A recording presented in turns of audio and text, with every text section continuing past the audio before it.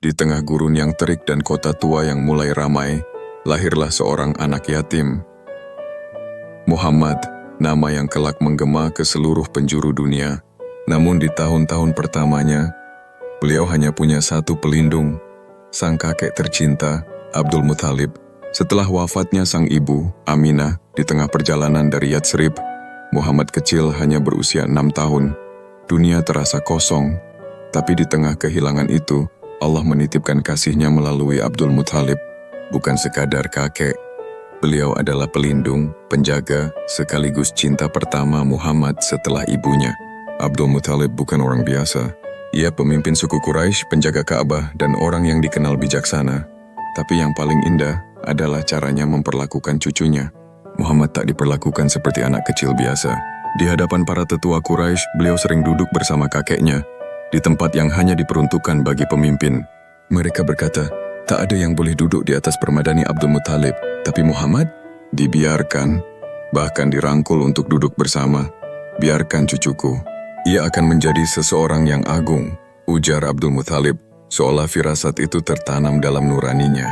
Bayangkan, malam-malam Makkah yang sunyi, saat Muhammad kecil tidur di sisi kakeknya, Abdul Muthalib sering terjaga, menatap cucunya dengan penuh haru. Ia tahu ada hal besar dalam diri anak ini, tapi ia juga tahu waktunya bersama Muhammad tidak akan lama. Dalam 2 tahun kebersamaan itu, Abdul Muthalib mengajarkan satu hal yang melekat seumur hidup, harga diri dan keberanian. Muhammad tumbuh dengan martabat, meskipun ia tak punya ayah, tak punya ibu. Tapi ia punya warisan paling mahal, akhlak dan cinta sejati. Dan tibalah masa perpisahan, Abdul Muthalib sakit.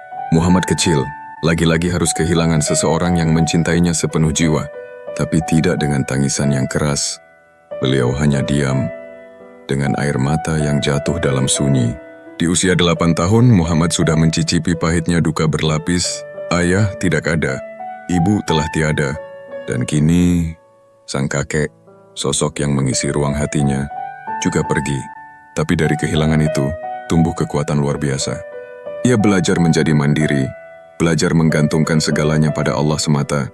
Setelah Abdul Muthalib wafat, tanggung jawab itu jatuh kepada Abu Talib, paman yang juga penuh cinta. Tapi jejak Abdul Muthalib tetap tertinggal.